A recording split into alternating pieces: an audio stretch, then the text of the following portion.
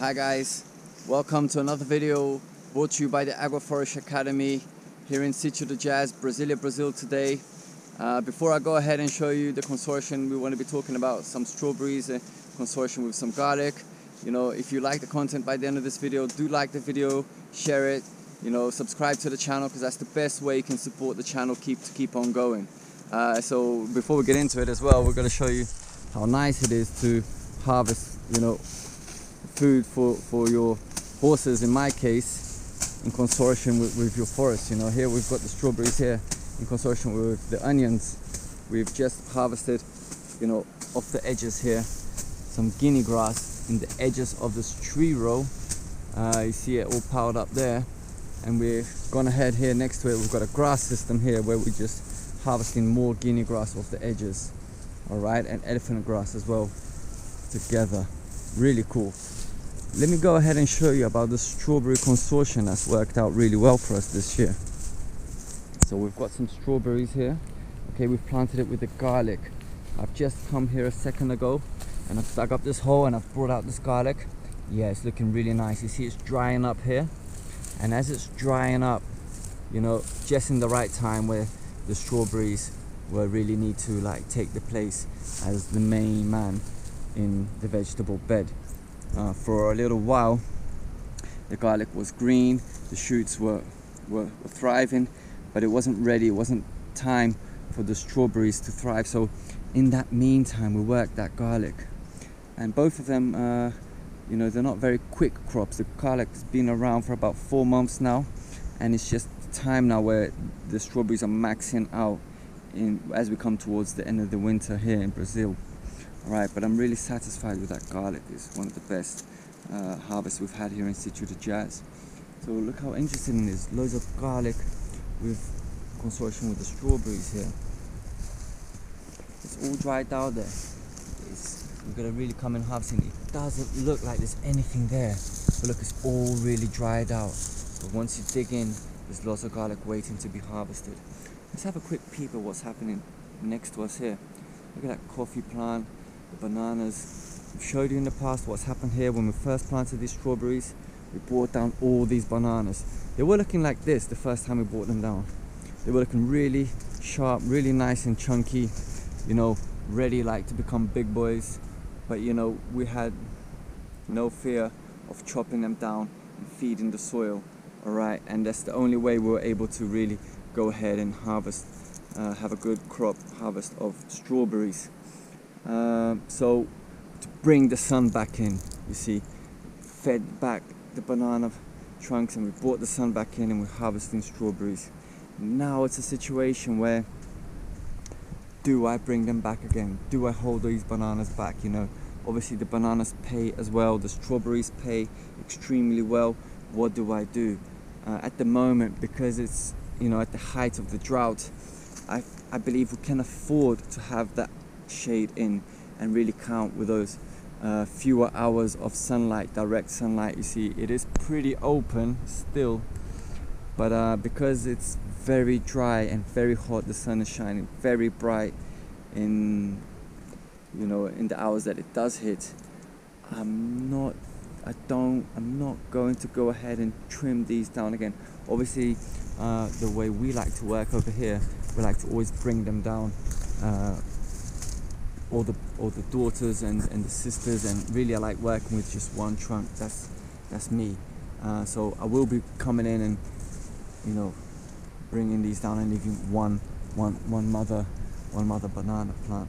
I'm really chuffed about these coffee trees. I'm really chuffed about them. Look at that. Look at how it's sitting there really nice, just under the bananas. Look at that coffee there, just nice and green and vigorous. It's got enough sunlight and it's got enough shade. Really worked out really well. Let's have a look at all the seeds, just going back and reinforcing how important it is to plant seedlings for all the timberwood and all the future, these baru nuts and lots of other stuff here. It's really a real big cocktail, and really is a nice bit of competition there to see who's going to survive, who's going to be here in the future. But I've already come in and I've brought a few of them down. you know, but it seems to me that it's still a bit early for me to understand who is the leader here. So this is Aroeira. Aroeira is one of our strongest wood here. It's one of the most noble timber wood. As you can see, these little fellas here, I don't think these little fellas here, these two little fellas, I don't think they're the ones. We've already got a nice stalked one there. We've got another one there. It's not that thick, but it's straight. We've got this one here looking for some kind of like direction, but this is not Aroeira anymore, so that's in the competition. But I'm going to take these two little Aroeiras out. So I'm really like thinning it out. I'm just, you know, bringing it out. You see the roots already gone nice and down. But and look at that, we've got some smaller ones coming through. So it's a good time to do a little bit of selecting. That little one there, it's not him. It's not going to be him. You know, even though look at that root was well established. So sometimes we're ripping one out and we've made a mistake, you know, because maybe with time it would have told me, no, it is me. I am the winner. So it's important that I leave 2 or 3 of this species for as long as I can, until they're not really. Obviously, it's all a little bit crowded here, and I'm gonna have to, you know, encourage him and help him pop through and over this coffee plant. But you know, look at it there. This Aroeira is already reaching here, just a little bit, you know, another say 25 to 30 centimeters. It's already gonna have his head popping up here, and then it's gonna take his due course. Look at that nice soil. Wow, you know, remember this is traditionally red, poor soil, and we've really worked it nice here. This is a result of all the corn that came down in the past, all the bananas, all of the, you know, grass pickings and the weed picking and covering the soil there. So we're really chuffed about that. You know, it's just a nice walk in the park here with us. We've got the eucalyptus leaves. We started bringing down the eucalyptus. Can you see it there? Kind of like thinly skeleton. There, can you see it there? So, you know, if it's any smaller than this, we're not able to prune it. Eucalyptus withholds a lot of pruning, but when it's a little bit more mature, when it's a bigger boy. At this stage here, this is just about as thin as it gets for when, you know, this is like the initial point. This is the first point where I'm able to actually come in and prune, you know, lift that skirt from the eucalyptus. And then look, again, feeding it back, obviously, again, through the corridor, just like that. Brilliant. Yeah, some papayas, yeah, that was planted by seed. I'm sure we're going to see some healthy papayas. I've spoken about this many times. Sometimes we're buying papaya seedlings from the shop and they're coming in ill already. So many ill papaya trees, and it's incredible when you buy the seedlings and you plant them, the chances that they've already come with the disease from the greenhouse where you bought them from is so high. So it's really all about planting by seed. You know, you love that papaya, you put the seed on the ground, you plant it in higher density, and you've got a greater chance of having some healthy, booming papayas. So that's an example right there. Alright, some nice coffee trees and loads of nice timber. Look, all the Aroeiras and things. We've got a similar system to the size. We've got different kind of systems, coffee systems, grass systems. We've got a root system right there. But today we're here talking about the garlic and how it really worked out with the strawberries. So it's all about the consortium. I'm sure you all got that already. How interesting was it?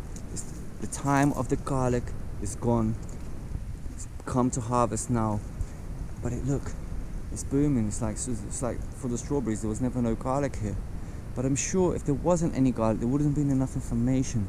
There would have been no one to nurture the strawberries when it was small. It would have been just a little bit plain, a little bit monocultural, so a little bit unbalanced. Even though in the size there's lots of interesting stuff going on. But you know, the consortium within the vegetable bed is very important, and I think we got it just right. So I know out in Europe and in a lot of other places there are a lot of strawberry fields, so I really felt to share this one with you. Alright, so this is Gennaro Macedo from Sitio de Jazz. It's a little walk in the park here. I'm gonna make a nice little alioli pasta. Alright, so from the Agroforestry Academy crew, one more time, don't forget to like the video, share with us, and subscribe if you want to receive our newsletter, okay, in agroforestryacademy.com. So for now, Sign out till next time.